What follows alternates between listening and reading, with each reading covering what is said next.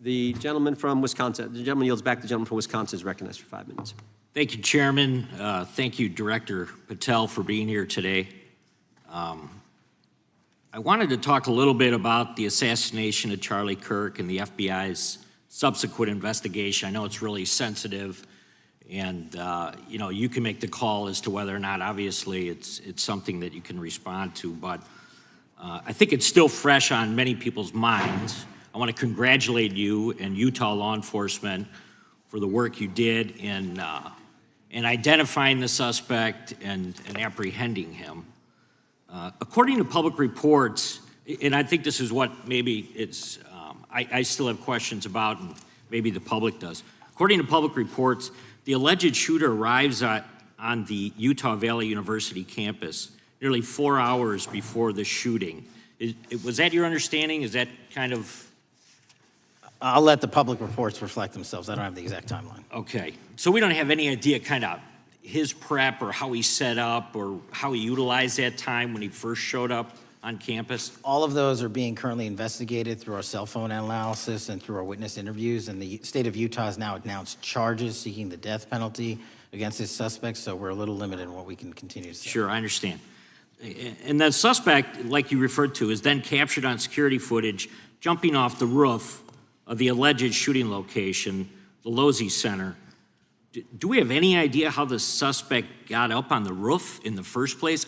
I think for members of Congress, especially after Butler in Pennsylvania, it's just unimaginable that there could be some type of security breakdown prior to an event of that size where somebody could access a rooftop.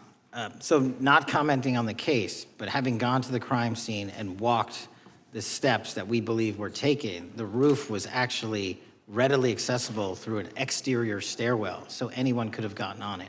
Okay. The suspect flees on foot to kind of this wooded area where he drops the rifle, wraps it in a towel, and then proceeds to his staged vehicle and basically drives home.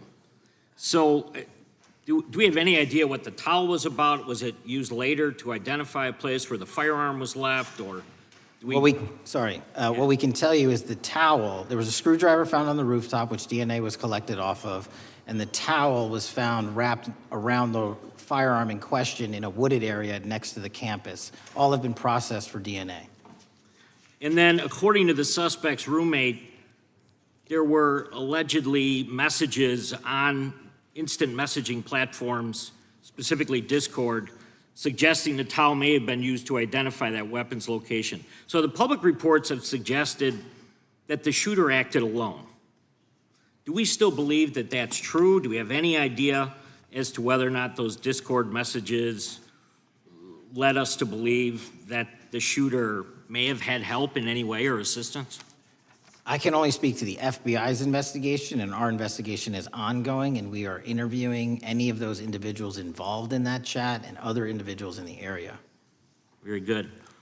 And so my suggestion, if there are accomplices, I'm sure this is something that the FBI is going to continue to investigate fully and thoroughly into the future. Yes, sir. The reason I ask that is because I don't know that that was necessarily the case with Butler, Pennsylvania. So thank you so much for your persistence kind of in this matter. There's still a lot of public questions that need to be asked. Let me shift to another topic very quickly. On July 31st, 2025, the DOJ and the CIA declassified the annex to Special Counsel John Durham's 2023 report on Operation Crossfire Hurricane. The 29-page Durham Annex contains previously classified information about, among other things, the investigative referral of the Clinton campaign plan.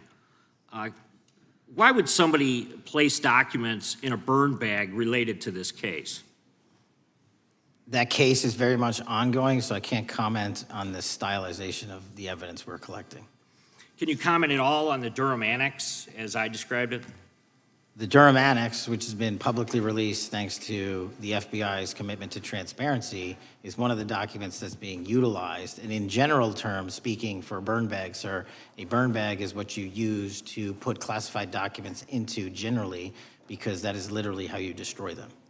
So it appears that efforts were made by the Clinton campaign to reach out to the FBI agents or the Clinton sympathizers in the intelligence community in order to lead more credibility to the Clinton campaign plan. Do you think that's an accurate characterization? Again, I'm not going to characterize that material because it's part of an ongoing investigation. Thanks for being here today. I yield back. Gentleman yields back.